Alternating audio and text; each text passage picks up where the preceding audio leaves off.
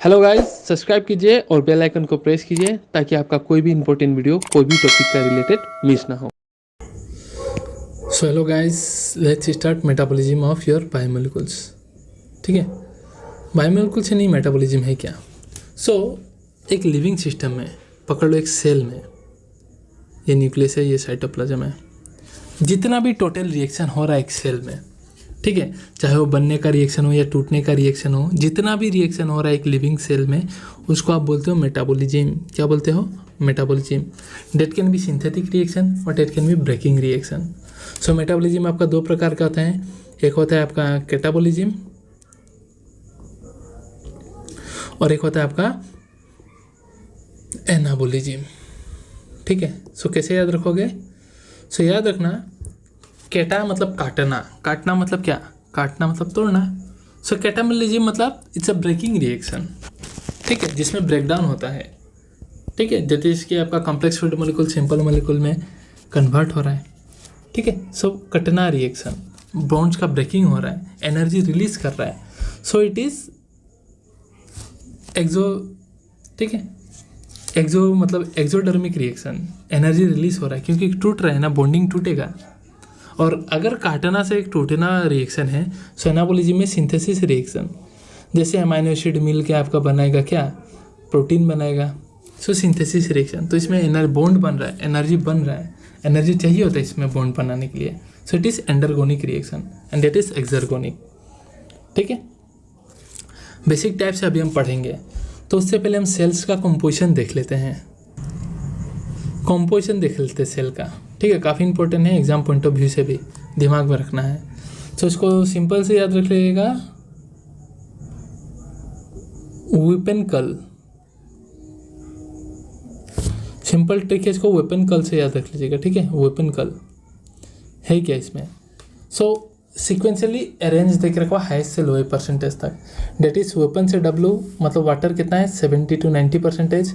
ठीक है, P से है protein, that is your 10 to 15%।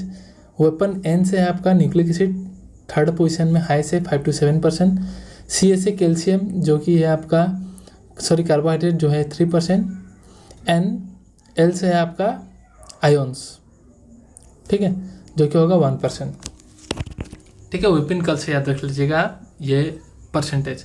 NEET में पूछ सकते हैं मैच द फॉलोइंग करके, तो आपको याद रख लेना है किसका क्या परसेंटेज है वो सब। ऑलराइट, फिर हम चलते हैं अपना मेटाबॉलिज्म में। All the biochemical reaction taking place inside a living system together constitute metabolism. और जो भी चीज़ पार्ट ले रहे हैं, ठीक है, ये सब जो भी चीज़ पार्ट ले रहे हैं, the intermediate product of metabolic reactions are called metabolites. Metabolism में जो भी पार्ट ले रहे हैं उसे आप क्या बोलते हो? मेटाबोलाइट्स। ठीक है, हम लोग का बॉडी में जो मेटाबॉलिज्म, हम लोग का बॉडी में जो मेटाबोलाइट्स होते हैं, ठीक है, जो ब्रेकडाउन रिएक्शन करते हैं, फॉर्म रिएक्शन करते हैं, उनका एक डिफरेंट रेट और डायरेक्शन होता है। ऐसा नहीं कि जो तो रिएक्शन जब तक होते रहेगा। आपको बॉडी में एनर्जी चाहिए तो ही एटीपी का ब्रेकडाउन होगा, आपको एनर्जी मिलेगा। उसी टाइप का आप खाना खाओगे तो ही एनर्जी बनेगा, ग्लूकोज आपको एनर्जी देगा। एक डिफिनिट रेट और डायरेक्शन में होता है। ठीक है, इसलिए हम मेटाबॉलिक फ्लो को dynamic state of body constituent कहते हैं, मेटाबोलाइट को। ठीक है, क्योंकि मेटाबोलाइट एक सिस्टम में डायरेक्शन में और डिफिनिट रेट में काम करते हैं, इसलिए उनका एक डायनेमिक स्टेट होता है। ठीक है, जो तो नहीं हो पाता, लाइक। ऑलराइट, और ये मेटाबोलाइट्स दो प्रकार के होते हैं, एक होते हैं प्राइमरी मेटाबोलाइट्स और एक होता है आपका सेकेंडरी मेटाबोलाइट्स। प्राइमरी मेटाबोलाइट्स वो है जो बेसिकली जिसका बहुत इंपॉर्टेंट रोल होता है, फिजियोलॉजिकल प्रोसेस और लाइफ के लिए बहुत इंपॉर्टेंट रोल होता है। बेसिकली ये हमारे बॉडीज में ज़्यादातर होता है। ठीक है, like amino acids, sugar, nucleic acid, lipids, vitamins etcetera. And जो दूसरा प्रकार का है वो है सेकेंडरी मेटाबोलाइट्स। वो बेसिकली हमारे बॉडी में नहीं बनता, वो आपका plants, fungi and microbial cells में बनता है। ठीक है, जो उनके लिए बेनिफिशियल उतना रोल नहीं प्ले करता, बट दूसरों के लिए प्ले कर सकता है। जैसे कि प्लांट्स आपका एल्कोलॉज बनाता है, ऑयल्स बनाता है, ड्रग्स बनाते हैं, क्या उनके लिए फ़ायदेमंद है? क्या नहीं, बट उसको हम यूज़ करते हैं, व कमर्शलाइज किया जाता है।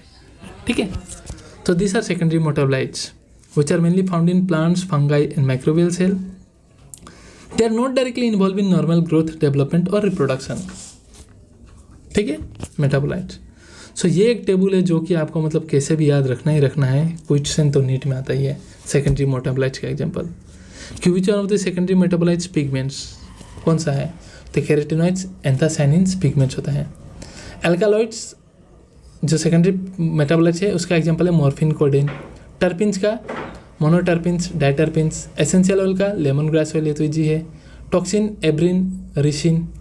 लैक्टिन्स में कोनकावेलिन ए। ड्रग्स में भिनब्लास्टिन, कुरकुमिन जो कि हल्दी में मिलता है। एंड पॉलीमेरिक सब्सटेंस में rubber, gram and cellulose. Question पूछेगा मतलब कोनकावेलिन ए इस क्या है आपका? टॉक्सिन है, टर्पिनट्स है, क्या है? तो लैक्टिन्स में आपको टिक मारना है।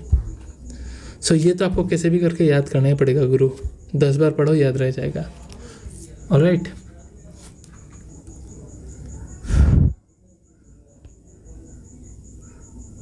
सो मेटाबॉलिक रिएक्शन में, मेटाबॉलिज्म में मल्टीपल रिएक्शन होता है, जैसे आपने देखा ही होगा ग्लाइकोलाइसिस में 10 स्टेप्स होता है, TCA साइकिल्स में 6 स्टेप्स होता है, तो मल्टीपल स्टेप्स होता है।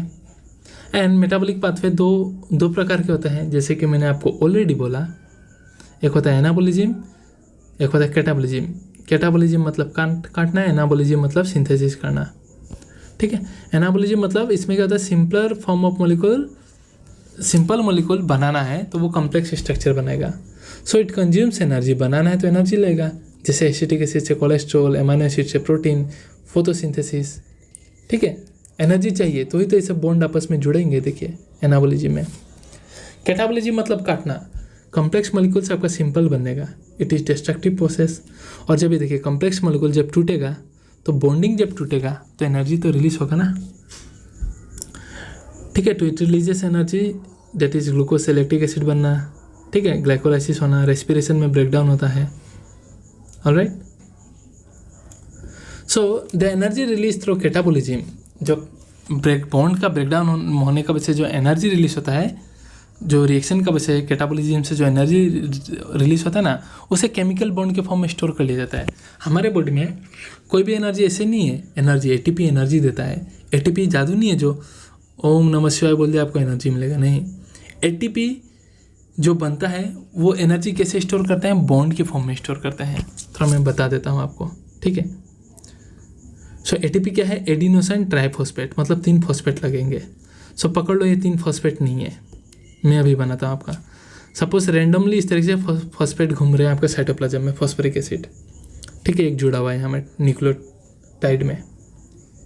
तो जब कैटाबोलिज्म होगा, एनर्जी रिलीज हो रहा है ना, तो ये फॉस्फेट आपस में जुड़ जाएंगे, वो एनर्जी जो है उसको कैप्चर कर लेंगे, और इसमें हेल्प करता है ATP सिंथेस, एक एंजाइम होता है जो कि हम रेस्पिरेशन में पढ़ेंगे, जिसने पढ़ा होगा उसको पता है। क्यों ये आपस में जुड़ रहे हैं, ताकि वो जो कैटाबोलिज्म से एनर्जी रिलीज कर रहा है, ये आपस में बॉन्ड बना के उस एनर्जी को स्टोर कर रहे हैं, और यहाँ में बॉन्ड बना के और फर्दर स्टोर कर रहे हैं, समझ रहे हो। अब ये बन गया मेरा ATP। और जब एनर्जी चाहिए होता है ना, तो ये ATP क्या होता है आपका, हम बोलते हैं ना ADP में टूट जाता है, मतलब ये जो आपका बॉन्डिंग था ये टूट जाता है। और जब बॉन्डिंग ऐसा तोड़ोगे तो कुछ तो एनर्जी रिलीज होगा ना, वही अल्टीमेटली हमको एनर्जी प्रोवाइड करता है, ठीक है। सो मेन एनर्जी का कॉन्सेप्ट है ये कि बॉन्ड के फॉर्म में एनर्जी स्टोर होता है हमारे बॉडी में, हाई एनर्जी बॉन्ड्स होते हैं सब, ठीक है। और वही बॉन्ड एनर्जी हम यूटिलाइज करते हैं अपना बायोसिंथेटिक, ऑस्मोटिक और मैकेनिकल वर्क्स में। So most important bond energy ATP के फॉर्म में ही अवेलेबल रहता है हमारे बॉडी में। Now living state, living state से पहले आपको पता है कि हमारे बॉडी में जो कंसंट्रेशन होता है मेटाबोलाइट्स का, डिफरेंट कंसंट्रेशन में प्रेजेंट होता है। तो याद रखिएगा, जैसे ब्लड में शुगर का कंसंट्रेशन जो होता है 4.2 से लेकर 6.1 मिलीमोल पर लीटर होता है कंसंट्रेशन, याद रख लीजिएगा। और हार्मोन का तो काफ़ी नैनोग्राम्स में प्रोड्यूस होते हैं, ठीक है। नाउ लिविंग स्टेट, अब क्या होता है कि लिविंग स्टेट मतलब जिंदा रहना है, जिंदा रहना है मतलब कुछ ना कुछ करते रहना है, बॉडी में रिएक्शन चलते रहेगा। अभी मैं आपको पढ़ा रहा हूँ, कुछ भी बोल रहा हूँ, ठीक है, मेरे बॉडी में कितना कंस्टेंटली रिएक्शन जा रहा है जो मेरे को एनर्जी प्रोवाइड कर पा रहा है, तो ही ना मैं बोल पा रहा हूँ। पिछले 4 घंटे से बैठ रहा हूँ, ठीक है, फैन ऑफ करके, क्योंकि बैकग्राउंड नॉइज आता है गर्मी में। तो my body is working constantly, क्योंकि कोई भी एक सिस्टम अगर इक्विलिब्रियम में आ गया मतलब that is not going to work, इसलिए हम लोग का बॉडी कभी इक्विलिब्रियम पहुंचता ही नहीं है। देखो कोई भी system at equilibrium can not perform work, और एस लिविंग ऑर्गेनिज्म वर्क, हम कंटिन्यूसली वर्क करते हैं, देयरफॉर हम कभी इक्विलिब्रियम रीच कर ही नहीं पाते हैं। तो हम जिंदा है मतलब लिविंग स्टेट मतलब क्या है, हम non equilibrium steady state condition में है ताकि हम अपना काम को परफॉर्म कर पाए। ठीक है, क्योंकि living processes, living organism effort करते रहते हैं, हम कुछ ना कुछ करते ही रहते हैं यार। मर जाएंगे तो ही इक्विलिब्रियम पहुंचेगा, और नहीं मरेंगे तो कहाँ से पहुंचेगा। ठीक है, so living process is a constant effort to prevent falling into equilibrium, क्योंकि इक्विलिब्रियम में तो कुछ काम ही नहीं होगा। And this is achieve by energy input obtain from metabolism, that is through catabolism, anabolism से बनेगा। And no living state is available without metabolism, metabolism नहीं होगा तो एनर्जी कहाँ से मिलेगा, कैटाबॉलिज्म होगा ही नहीं तो सो कोई लिविंग स्टेट रहेगा ही नहीं। ठीक है, so this was all the concept about metabolism types, और मैंने कंपोजिशन आपको बता दिया वाटर का, उसको याद रख लीजिएगा। ठीक है, वेपन के लिए से परसेंटेज के साथ कौन कितना परसेंटेज प्रेजेंट है, and most importantly metabolites, metabolism में जो पार्ट लेते हैं उसे हम बोलते हैं मेटाबोलाइट्स। प्राइमरी मेटाबोलाइट्स का काफ़ी इंपॉर्टेंट फंक्शन होता है, ठीक है, अमीनो एसिड, शुगर्स, पर सेकेंडरी मेटाबोलाइट्स हमें नहीं, प्लांट्स, माइक्रोबियल सेल, फंगाई में मिलता है, जिनका रोल जो होता है काफ़ी उनके लिए फ़ायदेमंद नहीं होता है, बट दूसरा का काम आता है।